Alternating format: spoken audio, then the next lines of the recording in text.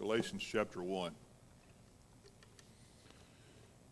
We're going to begin reading in about verse 6 here in just a moment. While you're turning there, let me just take the opportunity to say a thank you in front of everyone to Mike for filling in last week. I know that everyone enjoyed your teaching the class, and I was absent and out, and had a little bit of a spell with nothing to do with my heart or anything like that, but a little low-grade fever, and went to the doctor and had a COVID test, so everybody relax.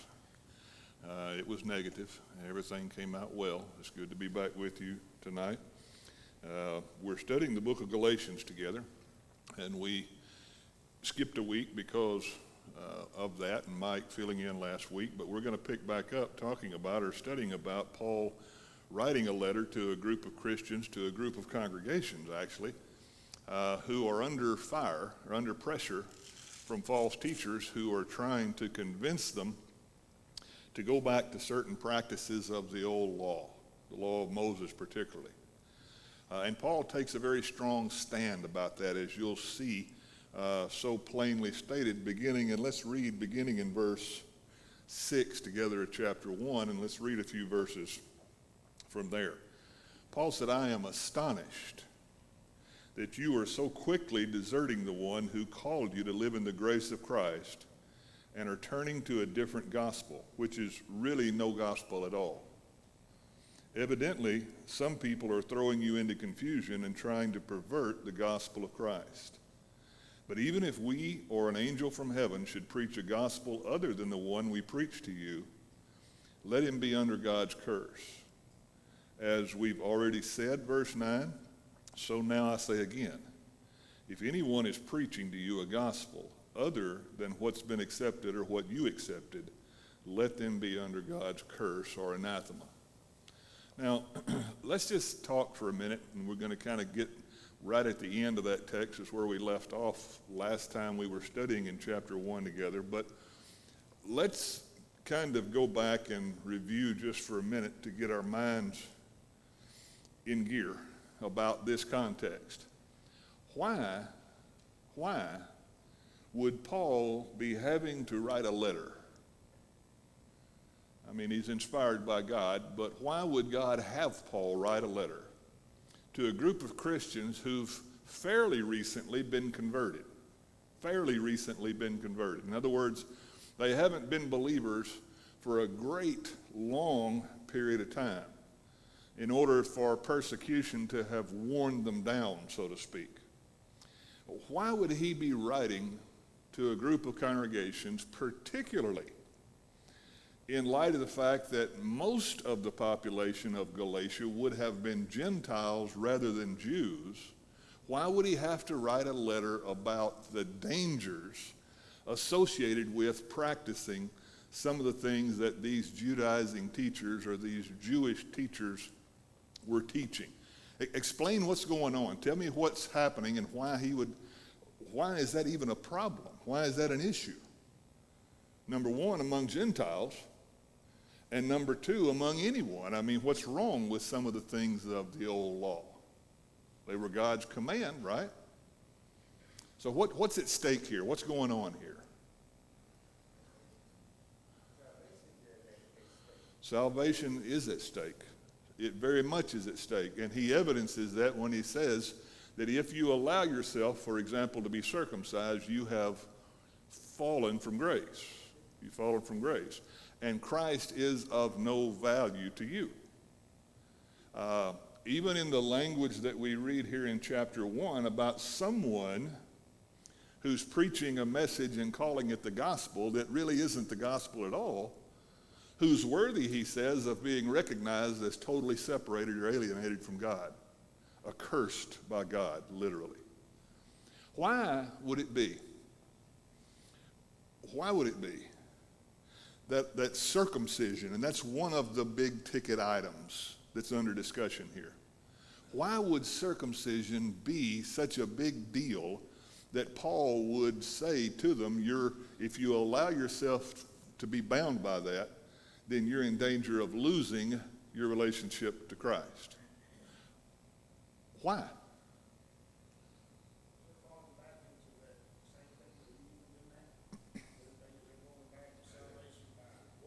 That's right.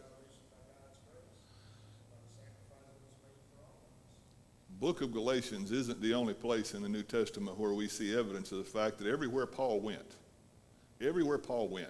there were these Judaizing teachers. And Judaizing teachers is a complicated way of saying teachers who still taught after the resurrection of Christ and the establishment of the church and the full revelation of the gospel, still taught certain things concerning the law of Moses as being necessary for salvation. And circumcision was one of their big hang-ups. There were some others, but that was their really big topic. And Paul's point, the reason he reacts so strongly isn't that circumcision wasn't a divinely commanded doctrine. It isn't, on the other hand, that the physical act of circumcision as a medical procedure is of itself, there's anything wrong with it. The issue is when you bind something as being necessary for salvation that God hasn't bound as necessary for salvation, then you're trying to earn or work for or achieve the relationship that God has offered by grace. See, it wasn't that if you'd lived as a Jew prior to this time in history, that being circumcised was wrong or bad. And it's not that at any point from that point to now, that as a medical procedure or as a physical act, there's anything wrong with circumcision. The problem comes when you bind it as a necessity for forgiveness of sin or a relationship with God. And circumcision probably wouldn't be one of those things that this church today struggles with very much. But you're exactly right, Sergio. The tendency is still there. The tendency is still real. Paul's language, and I've said this every time, and I'm going to say it at least one or two more times, I suspect. Paul's reaction to this doctrine, this false doctrine, to these Judaizing teachers, ought to tell us how serious a problem it is. Because he uses language here, in this little short letter, that we don't find him using very many other places, or any other places actually. We find him dealing with circumcision or dealing with a lot of other issues, a lot of other topics, a lot of other subjects, a lot of other doctrinal errors. Well, for example, when he writes the letter to the church at Corinth, the first one that we have, did the church at Corinth have everything doctrinally correct? Did they have everything figured out? No. Among New Testament letters, 1 Corinthians is the most lengthy list of how badly they'd missed some important doctrinal truths. But to that group of people, he refers to them as saints. He never talks about them losing their salvation. I mean, he may implicate that or imply that, but he never uses the kind of language in a congregation. I'm not suggesting that he approved of it. Read 1 Corinthians. I'm just saying his response to it wasn't the same. It wasn't the same. And the reason is because of the danger associated with legalism. That's why. It nullifies the grace of God. It nullifies the grace of God. What does Paul mean? What does Paul mean as we finish up these first few verses?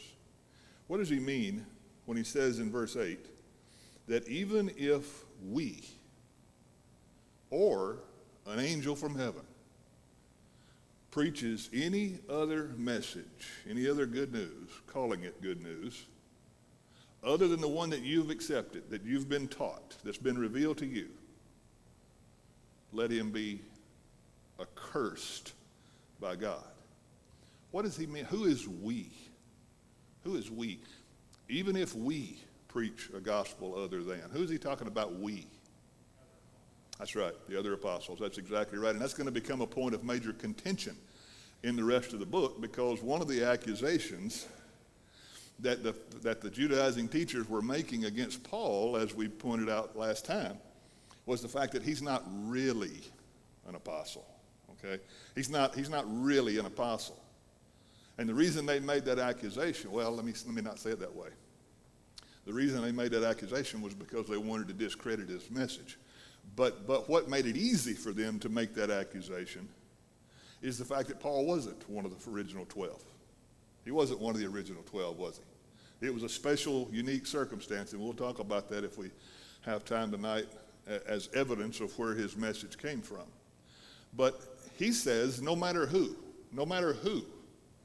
even one of us apostles, including himself in that group, even if one of us preaches a message to you, and then if that's not impressive enough, he said, even if an angel came from heaven, a messenger directly from God came from heaven and preached something other than the gospel that you've obeyed, that you've accepted, let him be recognized as accursed by God.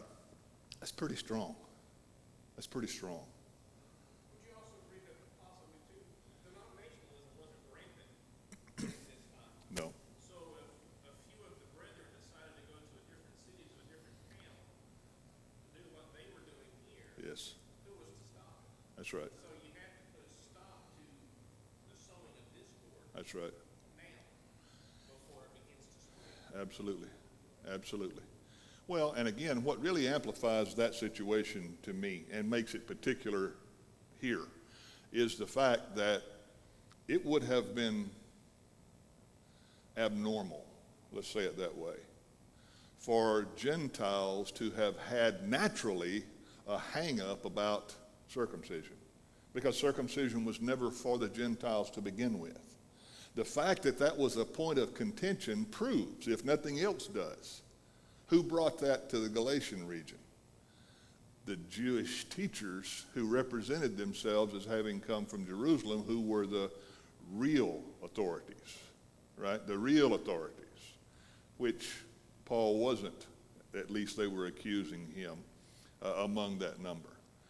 But you're exactly right. I mean, a deviation from truth, not headed off, becomes a major error, no matter the error. Well, we could talk about that all night. We could talk about that more than all night. Paul's point, to underline and to highlight the danger of this situation, is that I don't care who else comes. I don't care what they represent themselves to be. I don't care how long their resume is. I don't care who they tell you sent them. If anybody brings any other gospel than the one you've believed, let them be cursed by God. Now, really, the text would say, that word anathema, he's not pronouncing a curse. What he's saying is, let the curse of God be recognized that's on them. They are cursed because they've separated themselves from God. Recognize them as such, okay?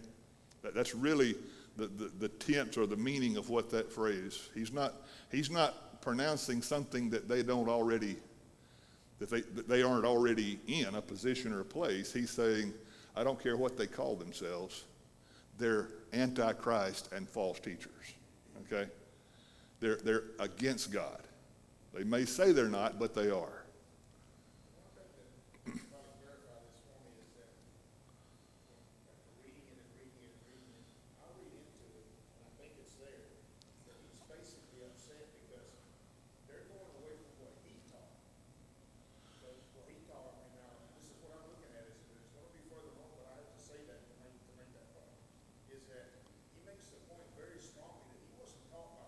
Right. So in other words, for instance, to give you a modern day example, if I teach somebody something, I'm going to say, well, I learned that from Jimmy, or I learned that from Brother Stover. Right. Okay, there could be room for error, but the way that he came across the gospel, and the person that told him was basically God in the flesh. Yes. So there is no mistake that is the true gospel. Yes. And I think that's when I read it over and over, it's like, man, I get it. And not because it's a personal issue with him, because he knew the purity of the gospel he had proclaimed. In other words, there was no question about it. This hasn't been handed down 6 generations, or it isn't word of mouth from somebody somewhere. This is by direct revelation, and he's going to say that. So that's a good point. That's exactly right. Well, he's just simply saying that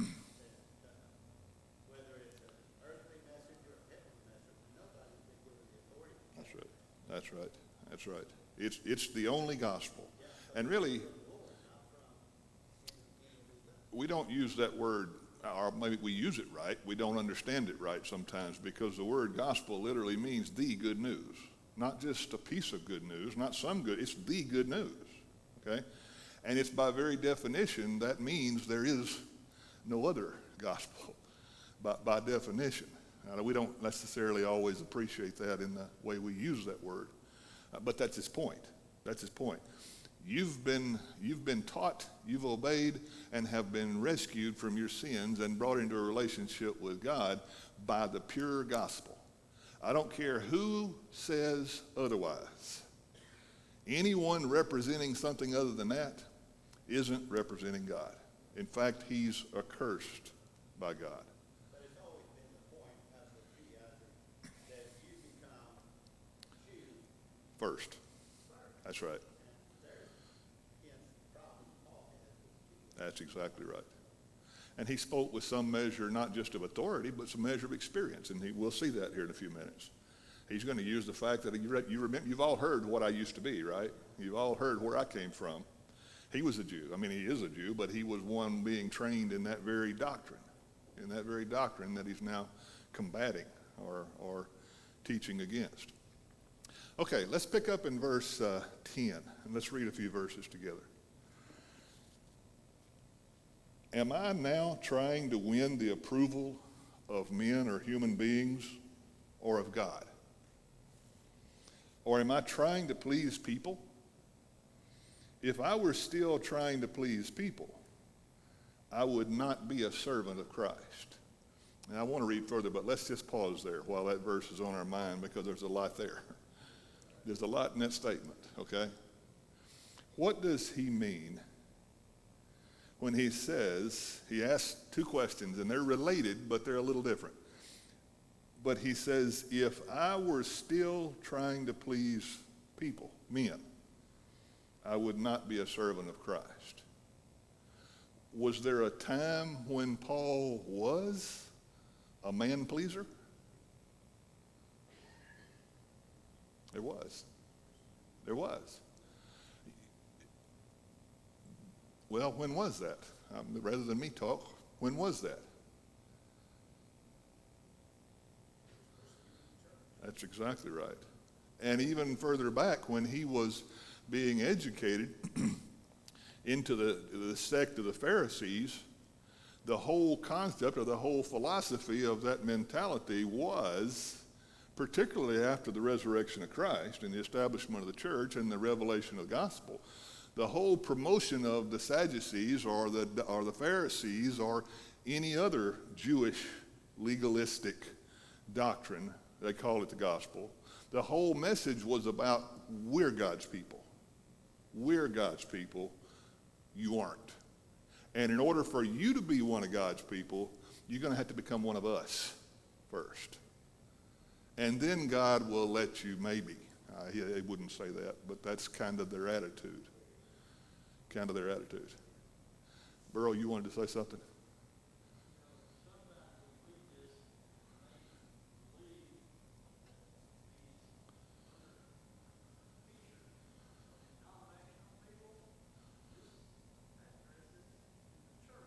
Well, they were certainly Jews, and they represented themselves to be Christians. Now, their understanding of a Christian obviously was a bit different than Paul's teaching about who a Christian is or how to become a Christian. But, yeah, in a sense, that would be true. He's talking to people that have been educated by the Old Testament, or he's speaking of people that have been educated by the Old Testament. And let me just go ahead and say, the problem wasn't that they'd been educated by the Old Testament. The problem was that they had been so educated by the Old Testament that they missed the point of the Old Testament. Because all the law was designed to do what in relation to Christ? To bring you to Christ. And if it didn't, something's wrong, and it wasn't the law's fault, okay? It wasn't the law's fault. It wasn't a shortcoming on the law's part. It was the shortcoming on mankind's part. And these people are still hung up on that same it's us mentality, that same it's us and we're the only ones attitude. And it's based on this humanistic understanding of what the old law and the old covenant represented, okay?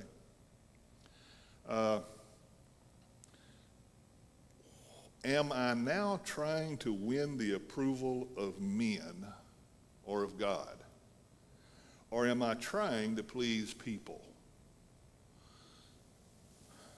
Rather than ask the question, let me tell you why I believe Paul asked that question, because it seems like it comes out of left field. It seems like it comes out of left field a little bit, doesn't it? I mean, he's been talking about people who preach a message other than the gospel. They're cursed by God, or they're to be recognized as being cursed by God. And then he comes into verse 10 and he asks the question. He said, am I still trying to please people, or am I trying to please God? Am I trying to please God? Now, one of the accusations, let me say it a different way. If Paul were going to be accused, as he was by the false teachers, of preaching a gospel that loosed things that were supposed to be bound, and that's what he was doing, right? That's what, from their perspective, he was doing. You still have to be a Jew. You still have to be circumcised. You still have to observe some dietary restrictions. You still have to. And Paul comes along, and his doctrine, his gospel is none of those things apply. They've all been fulfilled. What accusation do you think the false teachers would make to Paul, or against Paul, the liberal, who's come along teaching the law's been fulfilled? Circumcision is of no spiritual value to you. You don't have to be a descendant fleshly of Abraham to be a child of God's. Why would they say it? Let me say it, not ask it. They were accusing Paul of watering down or preaching a message that would be easier for people to accept. Does that make sense? That makes sense? Let me give you an illustration. I'm not going to name any names. I'm not going to point to any places. Do people prefer, even today in Christianity, do people prefer to hear that there are no lines, there are no boundaries, there are no constraints, there are no rights and wrongs, that everything isn't that what people want to hear? That's what that whole mega church movement that we hear so much about is all about. We don't want to talk about baptism or faith or repentance. We want to talk about God has a blessing for you. God has a blessing for you. Well, he does. He does. But there's a whole lot more to that story, right? There's a way you gain access to those blessings. Now, I say all that to make this point. The accusation that was being made against Paul was that he's watered down the truth. And he's telling people you don't have to be circumcised.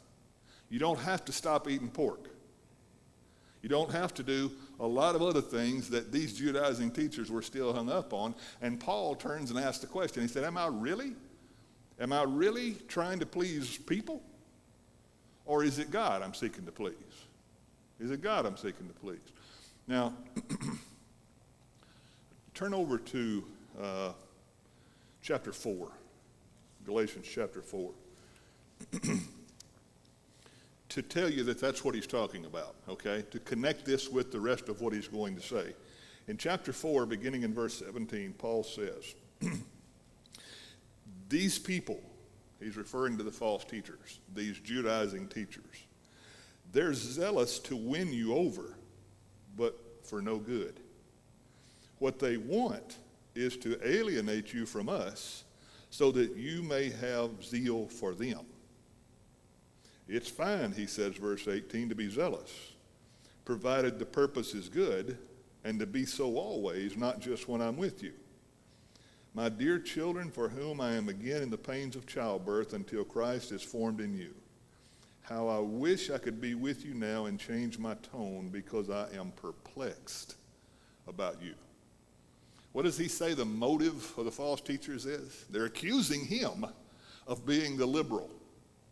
They're accusing him of being the guy who's letting the restraints down, who's lowering the threshold. Okay? And he turns around and said, who is it that's really trying to please men? It's these people who don't care whether you can do what they're commanding you to do or not, because they can't do it themselves. They can't live by the rules they're trying to impose on you. What they're really interested in is going back to Jerusalem and poking their chest out in front of their buddies and saying, boy, look at what we've done. To give a missionary report that says, we've done this, we've done this. And of course, he'll have a lot more to say about that before he's done.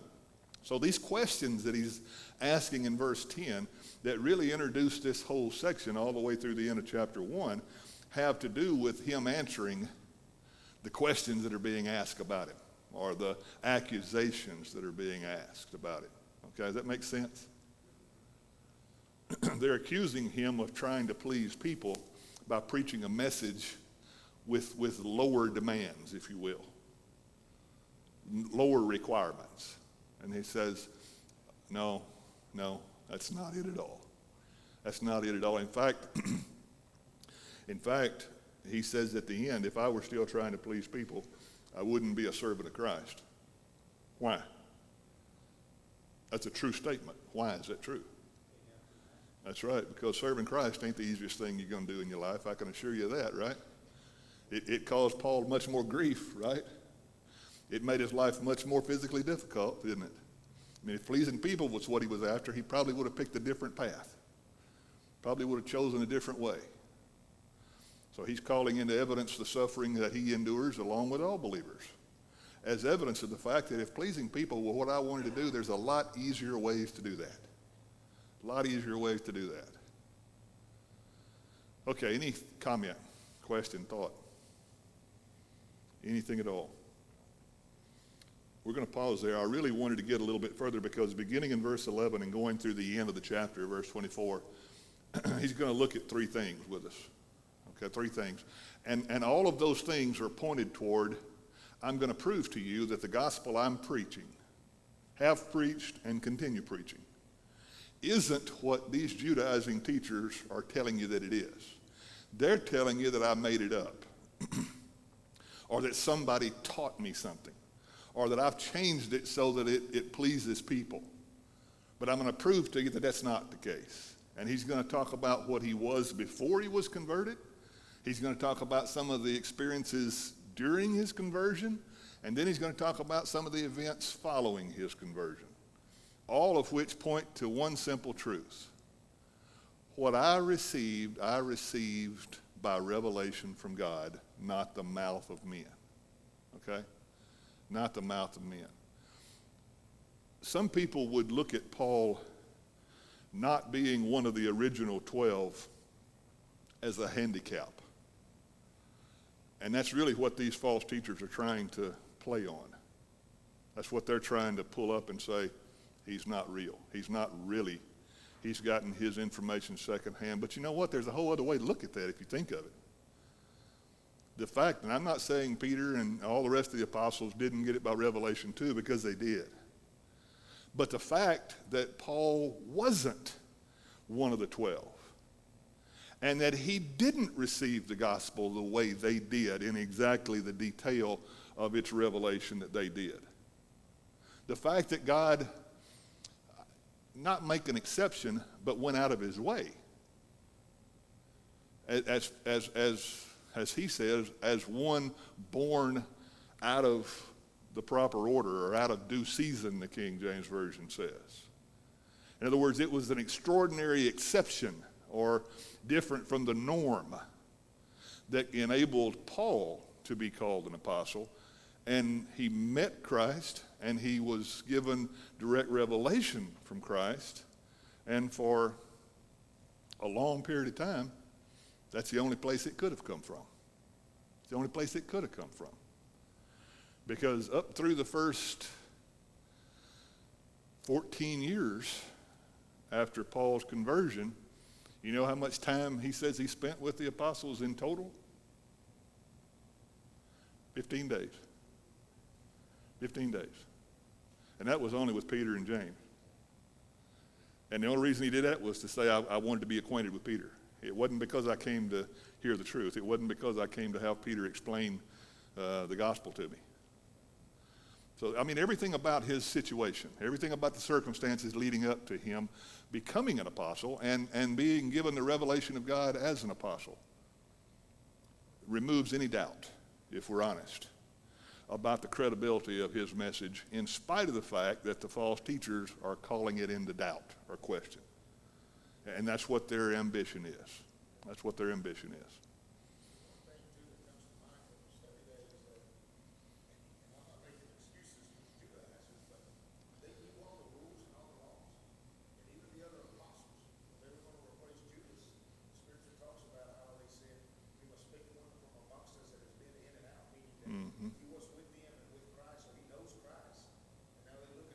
That's right.